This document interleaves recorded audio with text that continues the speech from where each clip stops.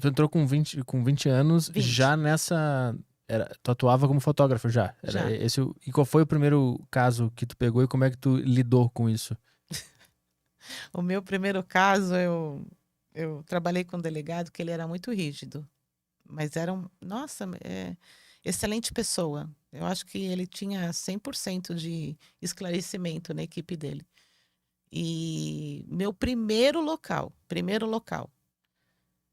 foi um caso de repercussão de um maníaco que só pegava dentistas na Zona Leste.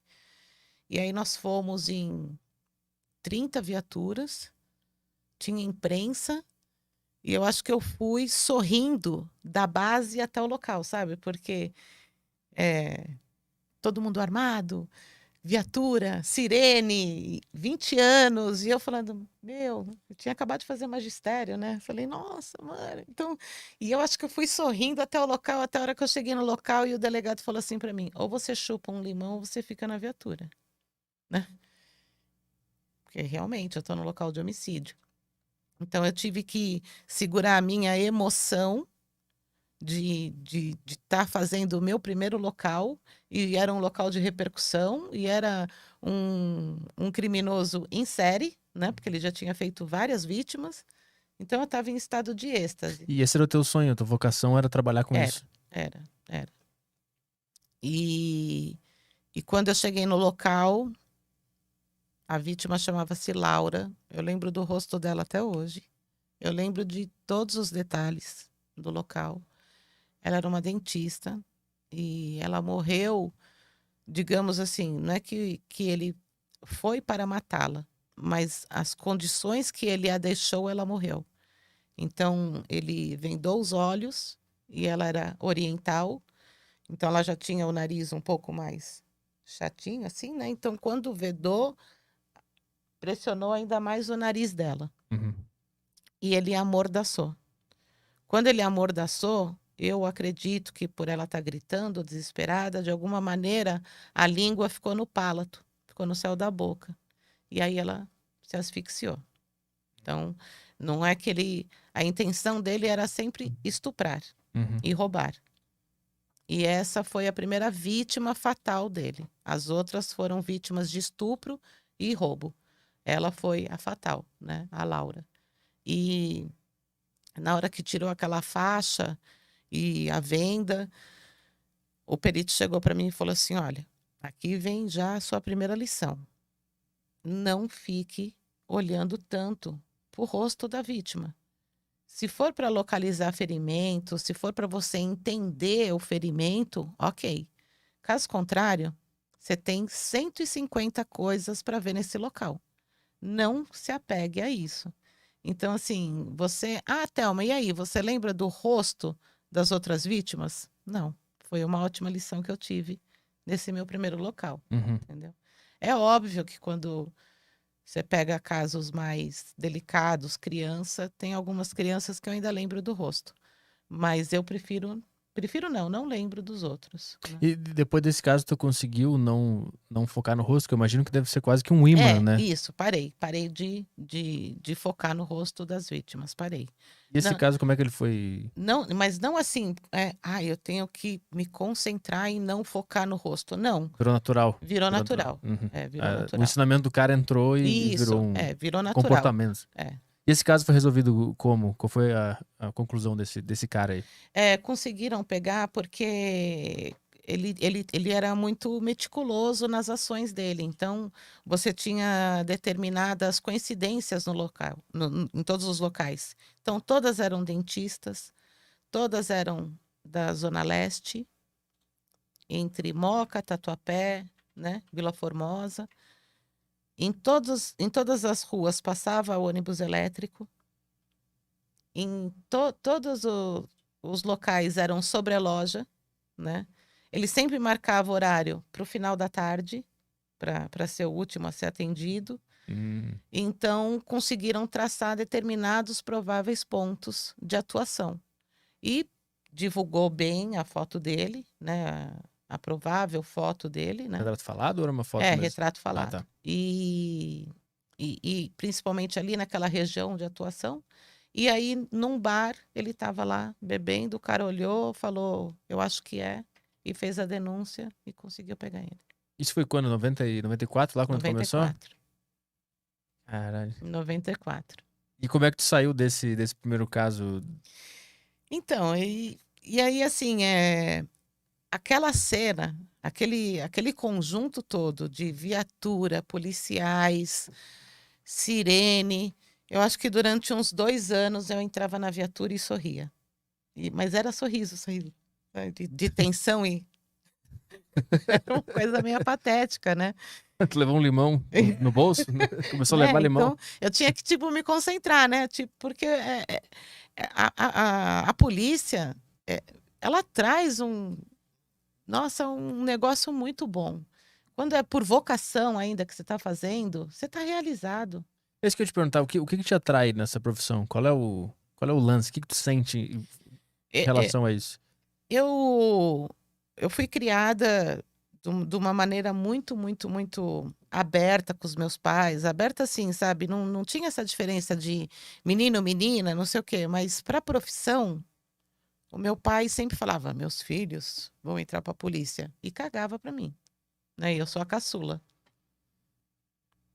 Aí eu gostava de ver meu pai ali com uma máquina fotográfica, uma viatura e fazendo perícia. Eu gostava de ver as histórias do meu pai. Isso me chamou a atenção, embora eu tenha ido fazer magistério. E, e meus irmãos, nem. Aí eu vi o edital na banca de jornal, eu fiz a inscrição e só depois eu falei para o meu pai. Mas foi mais por causa dessa falta de incentivo à filha da família. E aí eu Tu falei, queria meio que não, provar que tu isso podia. mesmo. Daí eu Aham. falei, ah, não. Meus irmãos? Não, vou eu. E quando eu fui, o meu pai me deu o maior incentivo, entendeu? Então eu acho que aí já começou a aparecer ainda mais a vocação. Aquela vocação de falar, é isso que eu quero. Então hoje, vira e mexe, eu estou falando essa frase. Eu não sou realizada financeiramente, né? Porque a polícia de São Paulo eu acho que ela está agora em última, né? Porque Piauí teve aumento e a gente tem um salário, né, ridículo, né? Mas eu sou realizada profissionalmente. Aí não tem preço. Profissionalmente eu sou. Então eu tenho 27 anos de polícia, 27 anos que eu peço para que eu tenha saúde para continuar na rua, porque eu estou realizada no meu plantão. É realização. Eu gosto de fazer isso. Eu gosto. É bacana você falar assim: alguém está contando comigo. Uhum. É bacana você trocar uma ideia com um perito durante horas para tentar ficar montando o quebra-cabeça do que aconteceu no local. É bacana, é gostoso. Como é que é o dia a dia? Que horas tu entra, que horas tu sai? São plantões de 12 horas, Uhum. né? Então, nós temos uma média de 13 a 14 plantões por mês de 12 horas. Às vezes, por uma indisposição de algum colega, ou até uma eventualidade, a gente consegue trocar esse plantão e está fazendo até 24 horas, que é até mais do que isso, não é saudável, Uhum. né? Você tem que estar muito atento em local. Então, mais do que 24 horas, não é saudável você estar puxando tantas horas. Então, enquanto não tem ocorrência, te falei que a minha equipe é muito pequena, a gente tem um grupo ali muito fechadinho, muito amigo, né? Então a gente vira e mexe, está vendo casos, né? Olha, eu não tenho uma equipe fixa. Então hoje eu estou de plantão com o João, amanhã eu estou de plantão com o Mané, Uhum. entendeu? E esse plantão é de que horas até que horas? É durante a Das noite? 8, das 8 às 8.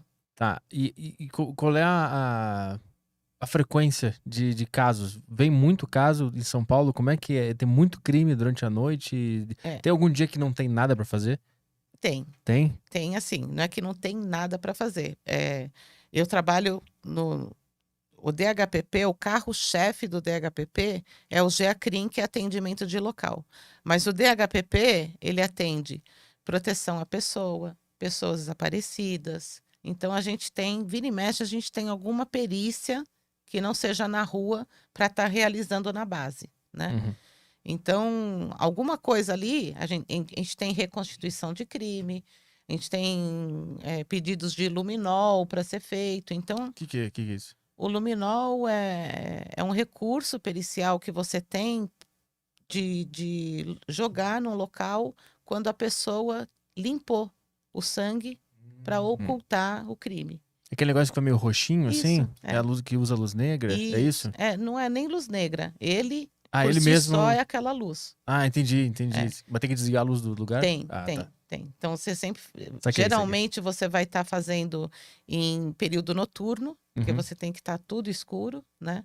E aí você aplica, e aonde tinha resíduos de sangue, ele vai revelar.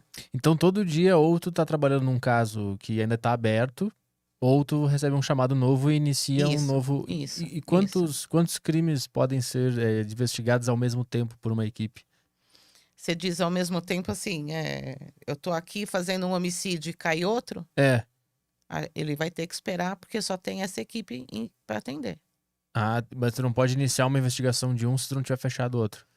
Pode, porque assim, a minha função primordial está atrelada com o perito fotógrafo, certo? Uhum. A gente trabalha com investigadores e delegados. Então, assim, atendeu aquele local e abriu um inquérito, uma equipe vai começar a investigar se naquele mesmo momento a gente não conseguiu prender quem foi. Uhum. Mas vai dar prosseguimento. Nisso já está abrindo outro, Uhum. e outro, e outro.